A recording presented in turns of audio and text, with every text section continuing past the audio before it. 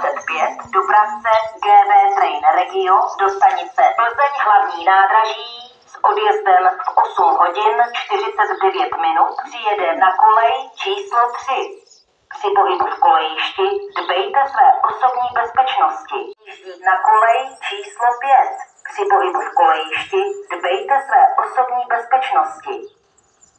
57 dopravce České dráhy do stanice Pečov nad Tebou s odjezdem v 17 hodin 20 minut bude opožděn. Očekávaný čas odjezdu vlaku je v 17 hodin 35 minut. Čas odjezdu se může změnit. Vlak je opožděn z důvodu čekání na přípojný vlak.